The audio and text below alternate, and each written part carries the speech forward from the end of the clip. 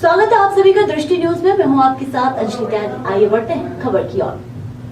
मोदी 3.0 में केंद्रीय मंत्री की कमान संभालने के बाद पहली बार ज्योतिरादित्य सिंधिया इंदौर पहुंचे। इस दौरान उन्होंने दूरसंचार विभाग के विस्तार और तकनीक पर भी खुलकर चर्चा की। वहीं उत्तर पूर्वी राज्यों के विकास को लेकर भी उन्होंने अपनी बात रखी।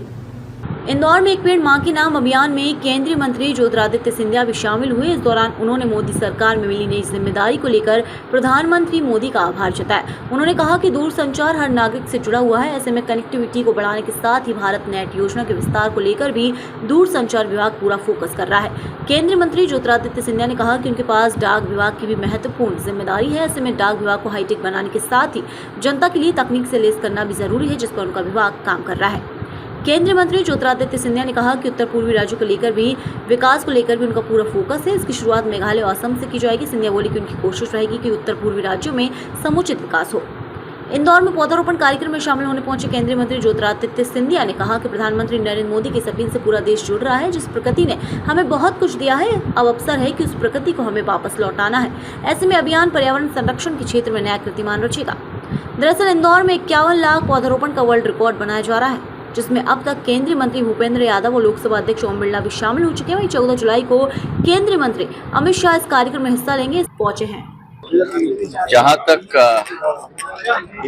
विभाग की बात है, पहले तो मैं प्रधानमंत्री जी को और पार्टी अध्यक्ष जेपी नड्डा साहब को और गृह मंत्री अमित शाह जी को तहे दिल से धन्यवाद अर्पित करना चाहता हूं कि जो जिम्मेदारी मुझे दी गई है।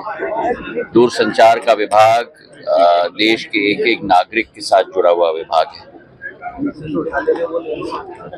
आधुनिक दुनिया में आज ये एक अति महत्वपूर्ण संसाधन हर एक मनुष्य का बन चुका है, चाहे वो ग्रामीण इलाके में हो या शहरी क्षेत्र में हो। भारत में मोबाइल की पेनिट्रेशन आज करीब 70-80% तक पहुंच चुकी है। 120 करोड़ मोबाइल आज हमारे देश में है। लेकिन उसी के साथ साथ आज हमारी प्राथमिकता है कि 4G की कनेक्टिविटी और पेनिट्रेशन बढ़ाया जाए। भारत आत्मनिर्भरता के तरफ तेजी से बढ़ रहा है। तो जो टेलीकॉम इक्विपमेंट आज देश में लगाया जा रहा है, वो भी भारतीय अनुसंधान के आधार पर लगाया जाए। और विश्व में पहली बार भारत ने अपना स्वयं 4G स्टैक बनाया है और विश्व में केवल 3 अतिरिक्त देश हैं जिनके पास ये टेक्नोलॉजी भारत के अतिरिक्त हो। तो आज उस दुनिया के नेतृत्व में भारत ने प्रवेश कर लिया है। 4G स्टैक के आधार पर 4G का पेनिट्रेशन 100% तक हो पाए देश में। इसके लिए करीब 1 लाख BTS की संख्या से हम लोग आगे बढ़ना चाहते हैं। उसी के साथ भारत नेट की जो एक बहुत महत्वाकांक्षी योजना है, उस भारत नेट की योजना के आधार पे भी ऑप्टिकल फाइबर केबल एक एक उपभोक्ता के पास, चाहे शहरी इलाके में हो ग्रामीण इलाके में हो, BSNL के द्वारा हम लोग पहुंचाने की कोशिश कर रहे हैं।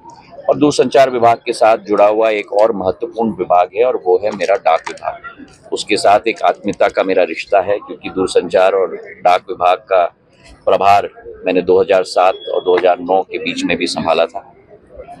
मैं मानता हूं कि डाक सेवा जनसेवा का एक बहुत महत्वपूर्ण माध्यम है और आज हमारे डाक केंद्रों को एक नई परिभाषा में जनता के समक्ष उपयुक्त रूप से हम लोग पेश करने की कोशिश कर रहे हैं। मैं मानता हूं कि विंडो टू द वर्ल्ड हमारा डाकघर होना चाहिए, दुनिया की खिड़की होनी चाहिए आम जनमानस के लिए, और हर सेवा हमारे डाकघर से मिल पाए। हमारा इंडियन पोस्टल पेमेंट्स बैंक की भी शुरुआत हो चुकी है, ताकि डिजिटल पेमेंट्स भी हमारे सरकारी तंत्र से हो पाए और उसमें भी तेजी से हम लोग वृद्धि ला रहे हैं। इसी के साथ उत्तर पूर्वी राज्यों का भी प्रभार मुझे दिया गया है। कल से मेरा प्रवास वहां भी शुरू हो रहा है।